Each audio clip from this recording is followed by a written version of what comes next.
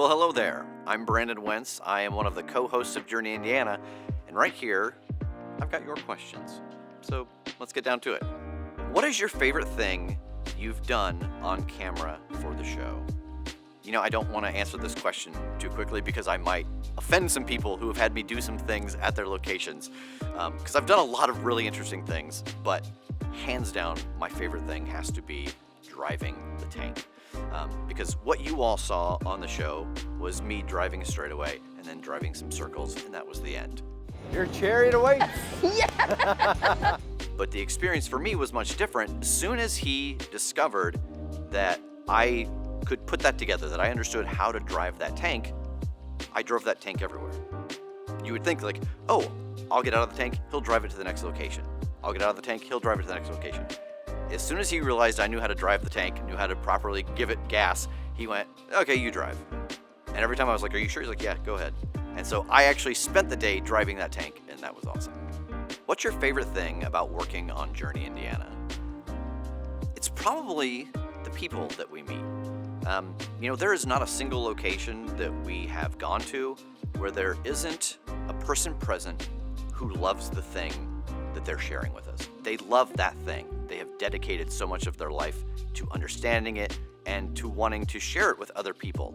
And so being in a room with somebody who's really passionate about a thing is really exhilarating. And so the people that we meet along the way is certainly my favorite part of the show. What's your favorite thing to do outside of filming the show? Nothing. I love doing nothing. I'm very good at it, and I get to spend time with my dog while I do it. That's probably not the answer you were expecting, but we all know deep in our hearts, some of us, our favorite thing to do is nothing. You're the host of a tabletop gaming podcast, The Crit Show. Explain it and tell us why you were drawn to make a tabletop RPG set in Indiana. So yeah, the quick and dirty version, a tabletop RPG in a podcast format is kind of like a choose your own adventure book. But instead of the players making a decision and then flipping to a page, they roll a set of dice, and that dice tells them whether they are successful or not at the thing it is they're trying to do. Obviously, I have a lot of knowledge of Indiana, and there are a lot of cool mysteries and ghost stories and locations in Indiana. We even kind of branch out into places in Kentucky and Chicago, so that whenever the players travel to a location to deal with a monster, they would have landmarks that they would recognize, and that kind of makes the setting and the story more real because it is grounded in a reality that you're familiar with. You're also a voice actor. What roles do you usually take on? Which ones do you enjoy the most? So the ones I usually take on, the thing that I get most frequently, is the voice you can trust when it comes to bank or auto loan or your mortgage. My favorite is villains. I get to do those more and more frequently. They're just a lot of fun, especially in trying to figure out, no one is a villain in a story just because. They all have a motivation, and so figuring out what that motivation is and playing with it is always a lot of fun. And they also have kind of the most exuberant lines and moments. What location at the show surprised you the most? I think that it was probably the underground river. I had no idea that one of the longest underground rivers in the United States was in Indiana. And I also didn't know that they had a roller coaster outside of it. Hi, Ashley! And so that was such an extreme day of being on a roller coaster and then going underground where it was very cold, and it was just such a different environment. I went from a theme park to spelunking, and that was such a surprise and such a joy. What is your favorite place you've been on the show? That's really tricky because we have been to such drastically different types of places. Just like everybody, it depends on what you're in the mood for. Right now, kind of the fall vibe that we're in, I would probably say that my favorite place is the dunes. The dunes are just such a strong memory for me as a child, and I think that's the same story for a lot of people who grew up in Indiana.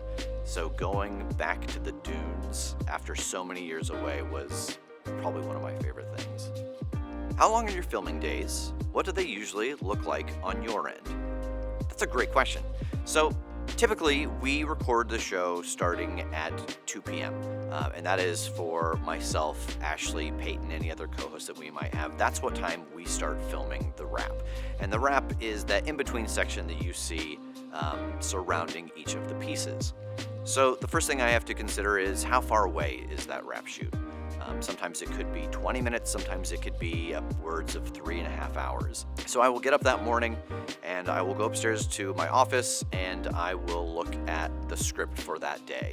Along with our script, we also get the video segments that are going to be shown, because not all of the stories we get to experience firsthand. Sometimes it is producers being out on site, sending us that footage, and writing copy for us to read over what it is that you're seeing. Then I'll go through the script, I'll watch the video clips, I'll take some notes about what it is we might want to talk about or what stuck out to me. We get on set a couple minutes early, and Ashley and I will talk about those ideas, like what do we think would be an interesting thing to talk about, maybe what's something that struck both of us, or every now and then it's like, I'm not sure what to say about this. Do you have something? Yeah, I've got something, don't worry. The recording happens, the drive home, and so then the last step of my day is submitting the invoice for the show that we just recorded. How did you first get involved in Journey, Indiana? So they put out an open call, and they were looking for hosts, so I was not able to actually to attend the initial audition, and a couple of people that I had worked with on a previous show on this channel, it was a special Concours d'Elegance where we did all of the fancy cars at French Lick. I had scheduled an audition and I couldn't make it. We had a family emergency pop up. I emailed them and said, I'm not gonna be able to make it in. And they wrote me right back and were like, hey, we've had some people here who have worked with you before. Could you come in to the callbacks? And so I showed up to the callbacks, and Ashley was here, who I have known for years. And we just kind of started talking and playing. We did a whole thing. You know, they gave us fake scripts, fake pieces to throw to, fake locations, and we just kind of had to riff off the top of our head. One of my favorite moments, they had us do a live interview with someone. And so they sent us away for 5 minutes. And we were supposed to ask this person all of these questions. We got out of the room and he's like, well, what do you want to know? I was like, well, you know, tell me this, that, and the other. And he's like, do you want to know anything else? I was like, no, I prefer to ask you the questions in the moment and learn the answer along with the audience, so that might change the next question I'm going to ask you. And they're like, are you sure? I'm like, yeah. So we get out, they start rolling the camera. I ask the first question. In the kind of off-camera rehearsal, he had given me a 5 or 6 sentence answer. He gives me a 1-word answer. And I mentally go, that's odd. So I ask him the next question again. 1-word answer. And my brain goes, oh, they're trying to test to see what I will do if someone we're interviewing freezes up on camera. And so I just start playing with him. And it was so much fun, but as soon as they yelled cut, he was like, I'm so sorry, they made me do it, I'm so sorry. And everybody who was recording started laughing. So that was a really kind of fun little test to see how we would do on the show. But that is how I got involved with Journey, Indiana. What is the greatest misconception about Indiana? That's such a deep philosophical question. I don't know that I can answer that. My most frequently seen misconception of Indiana, I think, is that it's flat. People think it's the Midwest, that it's flat. I grew up in a place that had tons of hills, lots of sledding when I was a kid. There are places here that you can ski. So there is a lot more terrain, it seems like, than people from outside of the Midwest seem to believe exists here. Are there any Hoosier traditions, games, food, etc., that you love or hate? I didn't like it before, but I started playing it with some of my friends when we get together. I have to say I'm a fan of cornhole now. I'm very good at it. It's a weird, random skill set. One of my favorite Hoosier things is euchre. I don't think I hate any traditions, but between you and me, I'm not a huge fan of the tenderloin. So that's really the only one that I'm like, I could take it or leave it. But my parents love it. Every fair they go to, they get one, they split it. And because you've got to split it because it's enormous. If you could only have 5 pieces of media, music, books, shows, films, etc., for the rest of your life, which ones would you pick? But I was not prepared to make such an important decision. Shows, The Simpsons. that is my comfort show. I will put it on in the background and just let it run. And, you never run out of episodes because they just keep making them. Books, the Dark Tower series is my favorite book series. I've read it easily half a dozen times. It is the one tattoo that I have is from the Dark Tower series. Films, I'm torn because there are films like The Shawshank Redemption that no matter where it's at, if I stumble across that and it's playing, I sit down and I watch it. But there are things like Avengers Endgame that I have just such a strong visceral reaction to. So I would probably have to keep that kind of first story arc of the Avengers movies. Music is hard. Music is not something that I had a lot of exposure to growing up. I almost exclusively, when I'm in my car, listen to either podcasts or audiobooks. I think that if I was to keep a piece of music, it would probably be like a collection of classical music. I enjoy hearing that while I'm doing work. And then for my etc., Spider-Man video games. Because no matter what generation you're in, they're always the thing that's kind of ahead of their time, even the one that just came out recently. What is a personal philosophy or quote that helps you in your life?